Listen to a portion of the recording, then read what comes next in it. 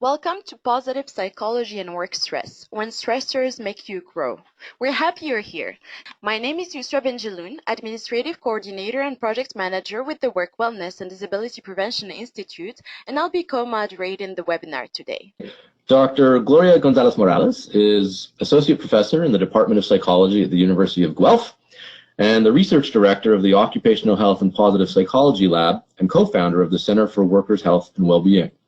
Is stress always negative? And this is something that we had assumed for a lot of years, that being stressed out is not a good thing, because usually being stressed out is related to having a bucket that is broken and feeling exhaustion, and that all your energy, all that you have in order to put into your work just drains out and you cannot go any further. Too much stress and too much feelings of this can lead to things like burnout.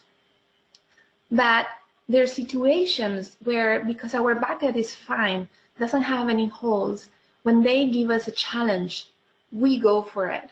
And we grow by dealing with something that maybe is stressful, but we can think about it as positive, as something that is going to help us develop. If we perceive obstacles, we feel distress, that damages our performance.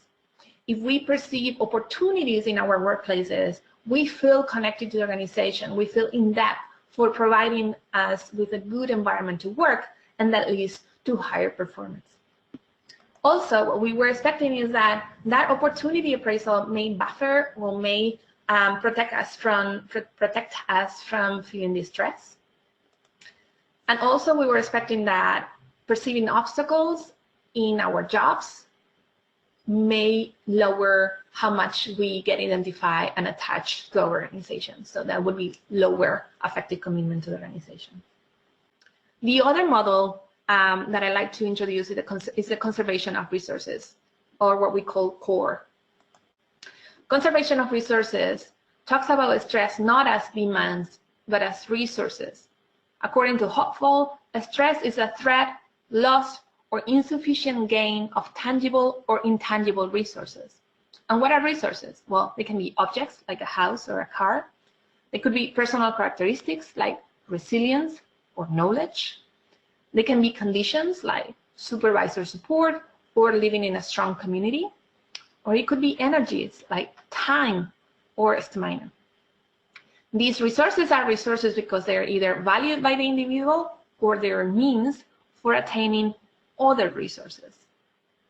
When you think about what obstacle appraisal or opportunity appraisal is, remember, opportunity is when you feel that there's opportunities in the situation to grow and develop.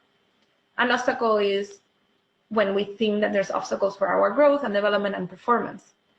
When we think about it is that when you see an obstacle, it's because you feel that your bucket is broken, and that if you invest resources, what you're going to get is losses.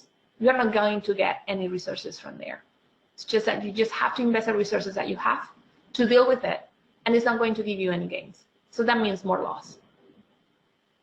When you see things as opportunities, it's because you feel that when you are going to be investing the resources that you have, you're going to get more resources in return. There's going to be gains. So instead of a health impairing process, let's talk about a resource loss process when we see things as obstacles, and a resource gain process when we see things as opportunities. And this is how we go into the resource mobilization model. In order to see obstacles, it's going to happen because we don't have enough resources to invest.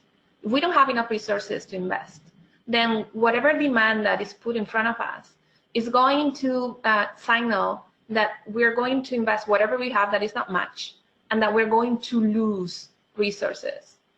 And that losing of resources is going to lead to distress, because we're going to put more and more and not gain anything. If we have enough resources, if we have a good pool of resources, we will see conditions and demands as opportunities, because I have all these resources to invest. I'm going to invest them. I'm going to grow my resource pool. When growing your resource pool, that's when growth happens. We have demands on resources. demands that can be perceived as obstacles or as opportunities, and resources that can be perceived as personal, that can be personal or organizational resources. So, what can we do? In terms of demands, the agents for that should be employee, supervisor, and management, higher management, organization. In relation to obstacles, we should be able to identify obstacles and obtain tangible resources to manage them. In relation to opportunities, we should be able to identify opportunities for employee growth and incorporate those opportunities and the resources needed to deal with them successfully into employees' jobs. In terms of resources, in relation to personal resources, the employee should be able to identify what are the things that they need to work on, what are the type of personal resources that they need. But the organization and the supervisors should be supportive of that, should provide interventions and initiatives that allow that increase of personal resources. For example, mindfulness training, or maybe some kind of technological skill development for new changes in the job. In terms of organizational resources, the agents, the responsibility is heavily placed on supervisors and higher management. Organizational and supervisory support are required. We need that. We need that employees perceive that. So there's open conversations to identify obstacles, opportunities, and to provide helpful resources for those.